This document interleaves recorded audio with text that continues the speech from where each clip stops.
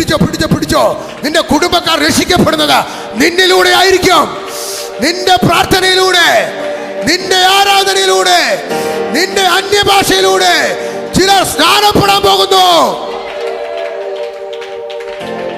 എത്ര പേർ വിശ്വസിക്കുന്നു? എത്ര പേർ വിശ്വസിക്കുന്നു?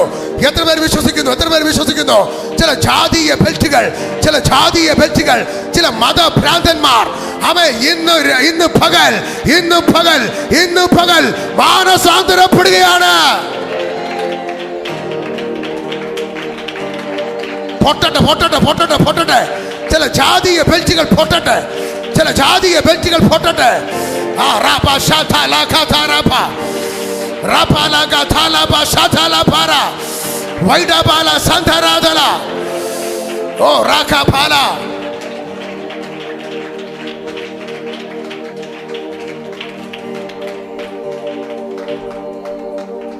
ആത്മനിയോഗമുള്ളവൻ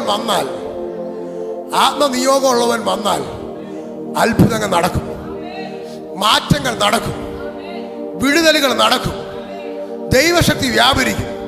ആരാ പറഞ്ഞേ? നിങ്ങൾ വിശ്വസിച്ചോ?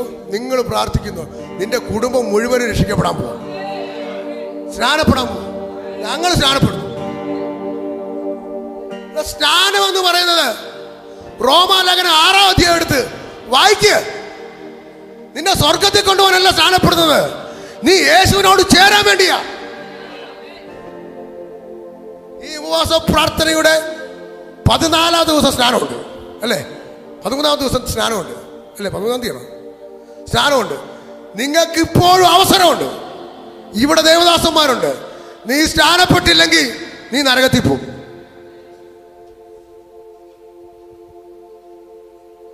ചിലർക്ക് പിള്ളേരെയൊക്കെ സ്നാനപ്പെടുത്താൻ അങ്ങോട്ട് ബുദ്ധിമുട്ട്. ഇച്ചിരി കഴിയട്ടെ പാസ്റ്ററെ, ഇച്ചിരി കഴിഞ്ഞാൽ അവൻ നരകത്തിൽ വിടാനാണോ? അല്ലേ, അവനൊരു പാപം ചെയ്യത്തില്ല, വിശുദ്ധരായി ജീവിക്കാൻ പോവാ. എത്താ ജയം വ്യാപരിക്കട്ടെ. നിന്റെ പാപം തിരിച്ചറിയുന്ന സമയമാകുമ്പോൾ നിന്റെ കുഞ്ഞിനെ നീ സ്നാനപ്പെടുത്തണം. ഇത് ദൈവ കൽപ്പനയാണ്. അതിന് നിയോഗിക്കപ്പെട്ട ദൈവദാസന്മാർ അവനെ പരിശുദ്ധാത്മ നിയോഗമായി പട്ടണത്തിൽ ദൈവം ആക്കി വെച്ചിട്ടുണ്ട്. നീ പെട്ടകത്തിനകത്ത് നിന്റെ കുഞ്ഞുമായിട്ട് കയറിയില്ലെങ്കിൽ നീ ഒക്കെ നരകത്തിൽ പോകും. ഞാൻ പറഞ്ഞല്ല നരകത്തിൽ പോകുന്നു, ഞാൻ പറഞ്ഞല്ല, യേശു പറഞ്ഞു. വെളിപ്പാട് പുസ്തകത്തിൽ എഴുതി വെച്ചിരിക്കുന്നു, ജീവന്റെ പുസ്തകത്തിൽ പേരെഴുതി കാണാത്ത ഏവനും തീപ്പൊയ്കയിൽ തള്ളിയിടും. അയ്യോ, പണ്ടാരണ്ടൊക്കെ പറഞ്ഞു ഈ ഭൂമി ഒന്നും നശിക്കത്തൊന്നുമില്ല. ഈ ഭൂമി യുവമാർക്കെല്ലാം വട്ട് പിടിച്ചിട്ട് പറയുക ഭൂമി ലോകാവസാനം ഉണ്ടാകും, അങ്ങനെ ഇങ്ങനെയാന്ന്. ഇപ്പൊ ശാസ്ത്രജ്ഞൻ പറയുക ഭൂമി നശിക്കുമെന്ന്. മനുഷ്യൻ മറ്റൊരു ഗ്രഹം കണ്ടെത്തുമെന്ന്. മുണ്ടകത്തുള്ള ചെറുപ്പക്കാരൻ അവൻ ചന്ദ്രനിൽ 10 സെന്റ് സ്ഥലം മേടിച്ചു. നിങ്ങളെല്ലാം അറിഞ്ഞു എത്തുമല്ലോ. മിണ്ടത്തില്ല, പത്രം വായിക്കണം വല്ലപ്പോഴും. മുണ്ടകത്തുള്ള ചെറുപ്പക്കാരൻ ചന്ദ്രനിൽ 10 സെന്റ് സ്ഥലം മേടിച്ചു. അവന് വെളിപ്പാടുണ്ടായി, എന്തായാലും നശിക്കും, ഇത് നശിക്കും, എല്ലാം പോവും. മനുഷ്യൻ പാർക്കാൻ മറ്റൊരിടം കണ്ടെത്തും. യേശു വന്നിരുന്നു. യേശു വന്ന നമ്മളെല്ലാം പോകും. യേശു വരുമെന്നും പറഞ്ഞതും തിരുവഴുത്തിലെ പ്രവചനമാണ്, അല്ലാതെ പാസ്റ്റർമാർ ചുമ്മാ പറഞ്ഞതല്ല. യേശു വരും, യേശു വരും, യേശു വരും, യേശു വരുമെന്ന് ഞങ്ങൾ വിളിച്ചു പറഞ്ഞത് ഇതിനകത്ത് എഴുതിയിരിക്കുന്ന തിരുവഴുത്തുകളിൽ പ്രകാരം.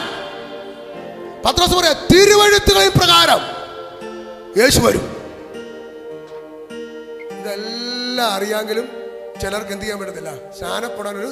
എന്നാലും പാസ്റ്റർ 1 വർഷം കൂടെ അവനെ നരകത്തിൽ വിട്ടിട്ട് നമുക്ക് സ്വർഗത്തിലേക്ക് കൊണ്ടുപോകാം. ഇതാണ് അവസരം.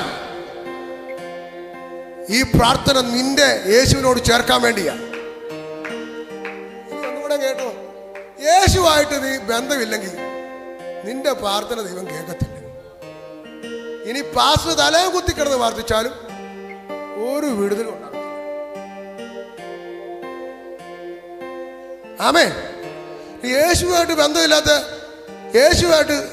യേശുവിന്റെ ശരീരത്തിന്റെ ഭാഗമാകാതെ, യേശുവിനോട് കൂടി മരിക്കാതെ, യേശുവിനോട് കൂടി അടക്കപ്പെടാതെ, യേശുവിനോട് കൂടി ഉയർത്തിനാക്കാതെ നിന്നെ എങ്ങനെ യേശു രക്ഷിക്കും?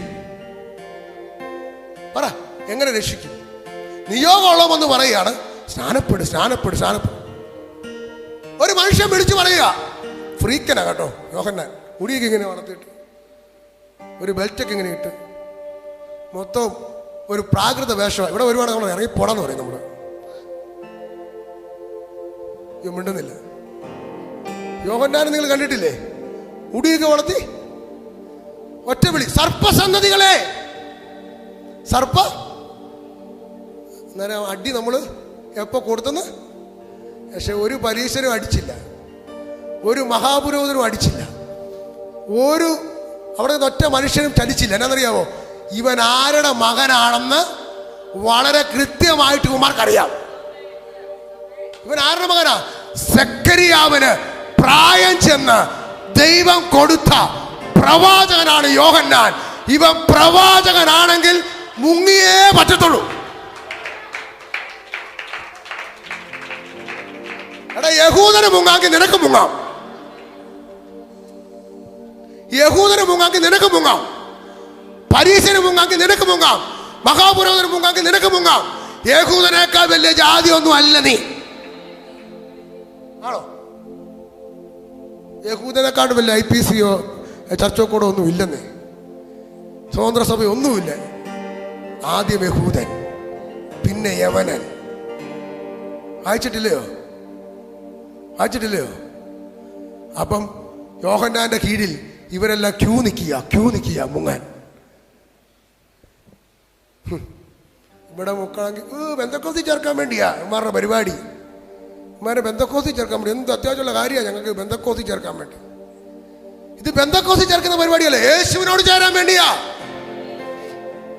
യേശുവിനോട് ചേരാൻ സ്നാനമേറ്റവരായ നിങ്ങൾ അവന്റെ മരണ പുനരുത്ഥാനത്തിൽ പങ്കാളിയായി തീർന്നു എന്ന് നിങ്ങൾ അറിയുന്നില്ലയോ?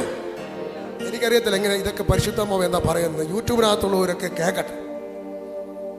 വിടുതൽ ഉമ്മ പ്രാപിച്ച് അമേരിക്കയിലും പോയി ഓസ്ട്രേലിയയിലും പോയി നടന്നിട്ട് ഒരു കാര്യമില്ല. നീ സ്നാനപ്പെടണം. ഇത് ദൈവരാജ്യത്തിന്റെ കൽപ്പനയാണ്. ഞാൻ പറയുന്നു 2024 ഏറ്റവും കൂടുതൽ ആളുകളെ സ്നാനപ്പെടുന്ന സഭ ലൈഫ് ബ്ലെസ്സിംഗ് ചർച്ച് ആയിരിക്കും.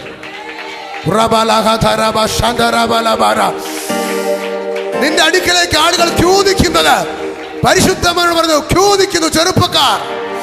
ഈ വചനം ചില കുടുംബത്തിലേക്ക് ഇടിച്ചു കയറി ചെല്ലുകയാണ്, ചില ചെവികൾ ഇടിച്ചു കയറി ചെല്ലുകയാണ്, ചില ഹൃദയത്തെ തുളച്ചു ചെല്ലുകയാണ്. സ്നാനം ജഡത്തിന്റെ അഴുക്ക് കളയുന്നതല്ല. ജഡത്തിന്റെ അഴുക്ക് കളയാൻ പിയേഴ്സിന്റെ സോപ്പ് മേടിച്ചിട്ട് കുളിച്ചാൽ അല്ല, ലക്സൊക്കെ മേടിച്ചങ്ങ് നല്ലതായിട്ട് തേച്ചാൽ മതി, ജഡത്തിന്റെ അഴുക്ക് പോകും. പക്ഷേ നിന്റെ പാപത്തിന്റെ കറയെ കളയണമെങ്കിൽ ആത്മനിയോഗമുള്ളവൻ കാലുകുത്തണം നിന്റെ വീട്ടിനകത്ത്.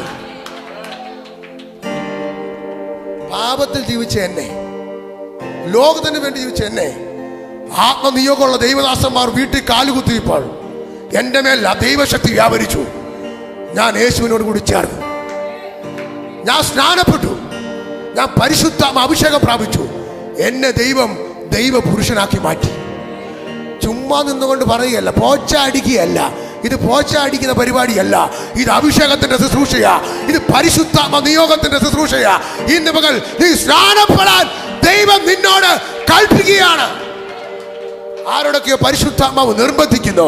ഇന്ന് പകൽ നീ സ്നാനപ്പെട, നീ രക്ഷിക്കപ്പെട, നീ മാനസാന്തരപ്പെട. ആത്മനിയോഗത്തിലൂടെ ഈ പ്രാർത്ഥന നിന്നോട് ആവശ്യപ്പെടുകയാണ്. എൻ്റെ ഭാഷ ഇതൊക്കെ മാറ്റിയിട്ട് വല്ലോ ഫ്ലൈറ്റേ കയറുന്ന കാര്യമോ വീട് കിട്ടുന്ന കാര്യമൊക്കെ പറയുകയാണെങ്കിൽ, എൻ്റെ എന്നോടുള്ള പ്രവചനം ഒന്ന് അറിയിക്കുവാണെങ്കിൽ എനിക്ക് ഇച്ചിരി ഒരു സന്തോഷം. ആദ്യം നീ 1ാം ക്ലാസ്സിൽ പഠിക്കും, എന്നിട്ട് നീ 2ാം ക്ലാസ്സിലോട്ട് വാ. നേരെ 10ാം ക്ലാസ്സിലോട്ട് വരാതെ. ചിലപ്പം ഒരു പ്രവചനമൊക്കെ ദൈവം ഒരു അത്ഭുതത്തിന് വേണ്ടി ചെയ്യും, പിന്നെ അതൊരു പണിയാക്കി മാറ്റരുത്. ഒരു ദൂത് കേട്ട് ദൈവം ഒരു വിടുതലൊക്കെ തന്നാണ് അടുത്ത ദൂതിന് വേണ്ടി നിൽക്കുക. എന്നാലും ദൈവകൽപ്പന എന്ത് ചെയ്യത്തില്ല. നിനക്ക് വേണ്ടി ദൈവം അത്ഭുതം ചെയ്തത്. നിന്റെ കുറങ്ങല്ലോസ് നിന്റെ വീടിനകത്ത് പത്രോസ് വന്നത് അവൻ നിന്റെ വീട് പണിയാൻ വേണ്ടിയല്ല. അവിടെ ഇരിക്കുന്ന ജാതികൾ യേശു ക്രിസ്തുവിനെ രക്ഷിതാവായി സ്വീകരിക്കാനാണ്. ദൈവത്തിന്റെ പദ്ധതി മറ്റൊന്നാണ്. പക്ഷേ നീ ഇത് ചെയ്യുമ്പോൾ നിന്നെ ദൈവം അനുഗ്രഹിക്കും, ദൈവം നിന്നെ വളർത്തും, ദൈവം നിന്നെ ശക്തീകരിക്കും. യോഹന്നാൻ എല്ലാത്തിനും പിടിച്ചു പൊക്കി. യോഹന്നാൻ പൊക്കിയപ്പം മാനസാന്തരത്തിനുള്ള സ്നാനമായി പോയി. ഏത് സ്നാനമായി പോയി? മാനസാന്തര സ്നാനം. നിങ്ങളുടെ സ്നാനമേത്? നിയോഗങ്ങള്. ഓയോ, മാനസാന്തരത്തിന്റെ സ്നാനം. എന്നാൽ എന്റെ പിന്നാലെ വരുന്നവൻ എന്നേക്കാൾ ഫലമുള്ളവനാണ്. അവൻ നിങ്ങളെ പരിശുദ്ധാത്മാവിലും തീയിലും സ്നാനം കഴിപ്പിക്കും. പക്ഷേ ഇപ്പോഴും പലരും മാനസാന്തരത്തിനകത്തിരിക്കുകയാണ്. നിന്റെ ആ തലം പൊട്ടേണ്ട സമയം കഴിഞ്ഞു. നിന്റെ ആ തലം പൊട്ടേണ്ട സമയം കഴിഞ്ഞു. ദൈവാത്മാവ് ഇന്ന് ശക്തമായി പ്രവചിച്ചു പറയുന്നു, നീ സ്നാനപ്പെട്ടാൽ തീരാവുന്ന വിഷയമുള്ളൂ നിന്റെ വീടിനകത്ത്. കാരണം സ്നാനപ്പെട്ടില്ലെങ്കിലുള്ള കുഴപ്പമെന്ന് പറയട്ടെ, ഉള്ള പിശാചെല്ലാം നിന്നെ എന്ത് ചെയ്യും? നിന്റെ പ്രശ്നത്തിൽ കയറി ഇടപെടും. നീ യേശുവിന്റെ അല്ലാത്തടത്തോളം കാലം നീ സാത്താന്റെ വകയാണ്. നീ ഒരു ദൈവത്തിലായി തീരാത്തിടത്തോളം കാലം നിനക്കൊരു അനുഗ്രഹം പ്രാപിക്കാൻ പറ്റത്തില്ല. വിശ്വസിക്കുന്നുണ്ടോ? ഇന്ന് പകൽ പത്രോസ് പറയാണ്, തിരുവെഴുത്തിൻ പ്രകാരം ആമേൻ പ്രവചനങ്ങൾ സത്യമാണ്. ഇനി ഇത് പ്രൂഫ് ചെയ്യണമല്ലോ. ഇത് പത്രോസിനോട് യേശു പറഞ്ഞു, നിങ്ങൾ എന്ത് ചെയ്യണം? വാഗ്ദത്തത്തിന് വേണ്ടി കാത്തിരിക്കണം. അപ്പോസ്തലപ്രവൃത്തി പുസ്തകം 2-ാം അധ്യായത്തിനകത്ത് 120 പേർ കൂടിയിരുന്ന ഒരു മാളിക മുറിയിൽ ഇവർ ഒരുമനപ്പെട്ടിരുന്നു. ആത്മനിയോഗമുള്ളവര് ഒരുമനപ്പെടും.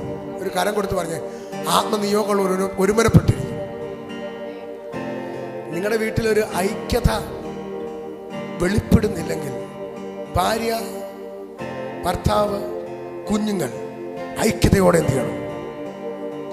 ഭാര്യയും ഭർത്താവും കുഞ്ഞുങ്ങളും ഐക്യതയോടെ ദൈവസന്നിധി പ്രാർത്ഥിക്കണം. കുടുംബം ഐക്യതയോടെ ദൈവസന്നിധി പ്രാർത്ഥിക്കണം.